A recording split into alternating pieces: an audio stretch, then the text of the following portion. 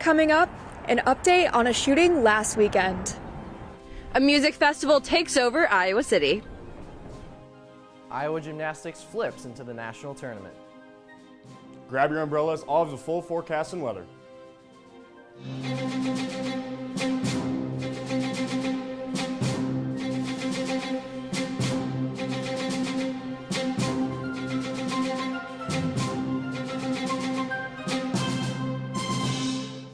And good morning from Iowa City. It is Friday, April 4th. I'm Johnny Valtman. And I'm Joel Keller. And the third member of our team, Carson Johnson, is with us here in the studio to tell us today's weather story. It was a pretty nippy on my way here into the studio. Is it going to warm up? Yeah, Joel, thanks, guys. It was a chilly and windy walk into the studio this morning, but it is going to warm up. As we look at the Pentacrest cam this morning, it is off to a chilly 37-degree start here in lovely Iowa City. The cold likely won't stick as the temperature should climb into the 50s this afternoon. I hate to rain on anyone's parade, but there will be some rain expected tonight. Things should cool down to a brisk 46 degrees in the later hours. Tomorrow's temperatures will remain pretty consistent with a sunny high of 50 degrees. I'll have next week's forecast later on, but for now I'll send it back to the desk.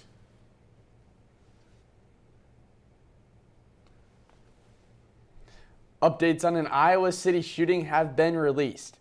DITV's Avery Evans is live at the Johnson County Jail where the suspect is being held. A man is being charged with first-degree murder after a shooting last weekend in Iowa City.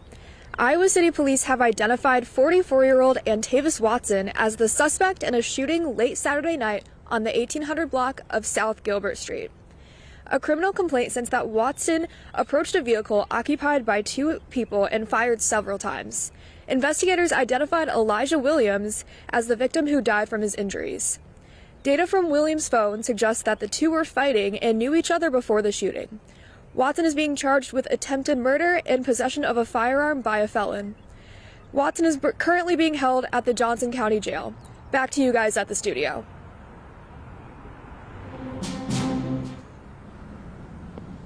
Chapter faces opposition for their upcoming event. The organization is hosting conservative speaker Elijah Krause. YF says promotional banners and posters were torn. Chalk on a university sidewalks were also washed away, which is in violation to university policy. The organization as well said they received threatening emails. The event that was scheduled for Monday will continue at 7 p.m. at the IMU. University of Iowa fraternities are working to reduce pre-existing stereotypes. This comes after the Alpha Delta Phi fraternity was suspended from campus until 2029 after 56 people were discovered in its basement covered in food. The University of Iowa Interfraternity Council is now working with the Iowa City community to overcome hazing stereotypes. The IFC partnered with the UI Reach program late last month and hosted a bingo night with the campus activity board Wednesday night. The IFC hopes that the collaborations with other school organizations will ease negative outlooks on Greek life. As April begins, that means it's time for class registration for the fall 2025 semester. Registration looks different for everyone, and there are thousands of classes for students to choose. Some undergrad students feel the process is simple, but can have its challenges. The process as a whole is really easy, but when it comes down to it, it becomes really difficult because slots for important classes necessary to pursue your degree fill up very quickly and it's hard to get a spot you need. Due to the high demand of classes, advisors recommend preparing ahead of time and having a backup course. Get in and see your advisor. It helps if you've done planning ahead of time, and then when you come in for your registration appointment, have a plan for what you'd like to take and have a lot of backup options. There is the add or drop period to consider, which allows students to change or drop a class after registration without it showing up on their transcript. When registering for classes, there are countless resources available here at the University of Iowa. President Donald Trump has cracked down and imposed new tariffs. DITV's Jake Rios is live in the newsroom to explain more about how these new tariffs impact the economy. That's right, guys. President Donald Trump has implemented a wide range of new tariffs, and DITV's Isabel Thier has a full look on how these impact the future of international trade. April 2nd, 2025 will forever be remembered as the day American industry was reborn, the day America's destiny was reclaimed, and the day that we began to make America wealthy again.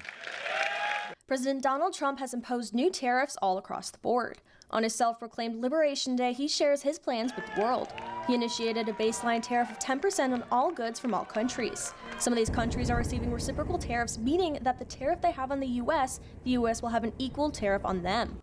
China was hit the hardest with a 54%, followed by India, Japan, and the EU. Canada was also hit with a similar tariff and plans on striking back against their North American trade partners with tariffs matching the ones that the U.S. have imposed. They are all unjustified, unwarranted, and in our judgment, misguided. The goal of these new tariffs are to boost the American economy. Trump says that the money gained from these will go towards reducing taxes and paying down national debt. Meanwhile, American companies will be facing higher prices for their international goods. However, while the tariffs are increasing, the stocks are falling. Within hours of this announcement, the stocks have dropped down to the lowest they have been since the COVID pandemic. From the University of Iowa, Isabel Thier, DITV. And just this morning, China announced that they would be hitting us back with a 34% reciprocated tariff. In other updates, federal layoffs continue to rise and they're affecting the Iowa workforce. An executive order firing non-critical employees caused 60% of IRS staff to be laid off nationwide. Federal agencies began national layoffs following the implementation of the Department of Governmental Efficiency, or DOGE, headed by Elon Musk. Since then, over 200 farmers have been laid off in Iowa, and almost 100,000 total employees have been laid off across the United States. Many of them were terminated from government agencies, including the IRS, the Center for Disease Control and Protection, and the Department of Veteran Affairs. And a new bill was also signed into law by Governor Kim Reynolds, banning the use of cell phones while driving in the state. The bill entirely prohibits the use of cell phones or other electronic devices unless they can be operated hands-free or with a driver's voice. The bill passed almost unanimously in both the Iowa House and Senate last month, and with her signature, the bill will go into effect on the 1st of July. Iowa also joins 31 other states with hands-free driving laws and pushed into action by the Iowa Bicycle Coalition, claiming the bill will save lives. And Matthew Whitaker, a University of Iowa alum and former U.S. Attorney General, has been named the U.S. Ambassador to NATO. Whitaker was confirmed after a 52-45 vote by the U.S. Senate on Tuesday. The former Hawkeye was congratulated by the Iowa Republicans, including Governor Kim Reynolds and Attorney General Brenna Byrd. President Trump nominated Whitaker for the ambassadorship back in November. Now back to you guys in the studio.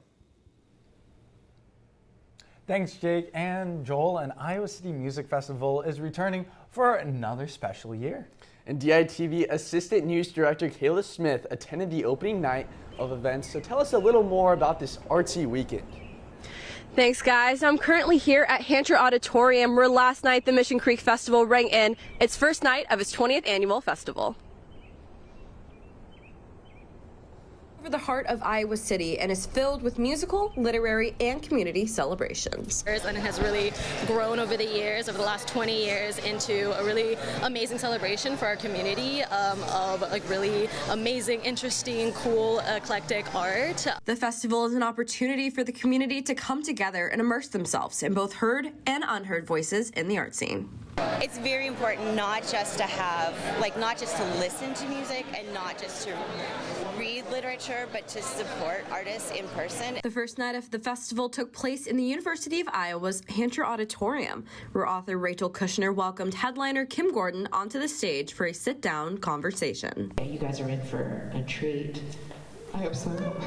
Then La Lome, an instrumental band, took the stage to get the crowd ready for the former Sonic Youth member Gordon. Gordon's show is the main event for this year's Mission Creek Festival and kicks off a weekend full of live music and other art events across multiple venues in Iowa City. It's such an important blend of music and literature, which is such an important part of just Iowa City in general. Continues to celebrate the art scene right here in Iowa City, and we're going to have that full recap of the 20th anniversary for you. But for now, let's go ahead and send it back to the studio.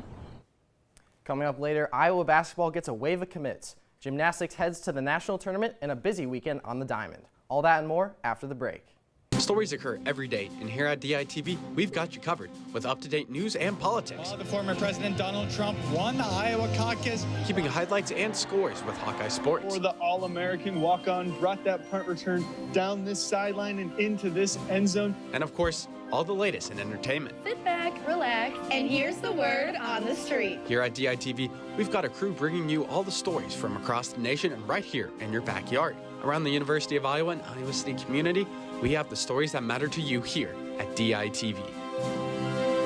Welcome back to DITV, and guys, I don't know about you. We had warmer temperatures early this week, and now it's like freezing walking in. I'm just ready for spring at this point. Exactly. I just want to go out and put some burgers on the grill and have a nice day, a nice afternoon, you know? Exactly. Is that in our future, Carson? Yeah, good news for you guys. Getting into next week, we'll start off with those warmer temperatures. As we look at the weather in the next 5 days, it'll be an inconsistent next few days here, but you can anticipate a beautiful Sunday to close out your weekend, reaching up into the high 50s. Things will dip down Monday into the 40s, and expect a cloudy day with temperatures in the low 20s on Monday night. Tuesday looks to warm up, but will only reach into the 50s, dropping into the 30s later that evening. You can ditch those coats for the rest of the week with a high of about 60 on Wednesday and in the 70s on Thursday. Summer is still months away, but these spring temperatures are heating up as we make our way through April. I am really looking forward to these warmer days, but I'll send it back to you guys at the desk. Thank you, Carson. And Ryan, I'm not sure about you, but the warmer weather, I mean, it's kind of crazy because there's not as many sports going on. Yeah, but we have a couple of sports still going on, and one of those big ones is gymnastics, who's going to be competing in their national tournament this weekend down in Tuscaloosa, Alabama. The number 23 ranked Hawkeyes will appear in Session 1, which will feature host team number 11 ranked Alabama, number 6 Cal, and North Carolina. Iowa has been hitting a stride as of late, finishing in 5th place at the Big Ten Championships. With some of their strongest opponents in front of them, head coach Jen Llewellyn shared with us that she believes the team is peaking at the right time. I think any team that's going to see us in the postseason is going to be intimidated, and we're a team that is dangerous to compete against because, we're the underdog and we're not expected to make the Sweet 16. Performing teams in the Hawkeyes session of the regionals will advance to the regional finals on Sunday. Carrying the torch left by Lisa Bluter, Jan Jensen's first season as head coach of the Iowa women's basketball team is ending with an award. Jensen was named the Maggie Dixon Division I Rookie Coach of the Year by the Women's Basketball Coaches Association on Wednesday. The award goes out to a coach who led their team to success in their first year at the helm. In year one for Jensen's tenure as the head Hawk, the team finished with a 23-11 record, making it to the quarterfinals of the Big Ten tournament and the second round of the NCAA tournament. Ben McCollum and the Iowa basketball team are starting to get results in the transfer portal. In addition to star guard Bennett Sturts, a trio of McCollum's former players are coming to Iowa, including guard Cale Combs, forward Cam Maniow, and guard Isaiah Howard. On the other hand, Seydou Traore became the latest Hawk to enter his name into the transfer portal. McCollum will continue to fill out the roster in the coming weeks. Sinju Berry and the Iowa softball team prepare for a 3-game series this weekend against number 20 ranked Nebraska. Berry was recently announced as the 14th ranked shortstop in the country by Softball America, currently batting .380 this season and leading the Hawkeyes with 8 home runs and 23 RBI. Zooming out to the matchup as a whole, the Hawks are 21-12, looking to rid themselves of a 3-game losing streak stemming from their series against Wisconsin last weekend. Nebraska is 26-9 and had a 6-game winning streak snapped by Purdue on Monday. New month, same Hawkeyes. That's what the Iowa baseball team hopes remains true as they begin their first series of April. On a 4-game win streak, Iowa beat the Bradley Braves 13-3 in 7 innings via mercy rule, and their opponents, the Northwestern Wildcats, are coming off a narrow 2-1 win over UIC, but that pales in comparison to their 22-11 loss against Maryland last weekend. This weekend should see a lot of offensive firepower. And now we'll send it back to the desk. Yeah, thank you, Ryan. And Joel, today is a special day for us reporters. It's National Hug a News Person Day. The word newsman dates all the way back to 1596. Wow, and Johnny, I could really use a hug today. Well, happy news person day. Yeah, you give him a hug. Yeah. Gotta get you in there. And hugs, they do improve your overall, health. And so, yeah. And with that, we'd like to thank you for joining us online or listening on KRU 89.7 FM. Yeah, we are here live from Iowa City every Monday, Wednesday, and Friday at 8:30 a.m. and online anytime at dailyiowan.com. For all of us here, thank you for watching. We'll see you again on Monday morning right here on DITV.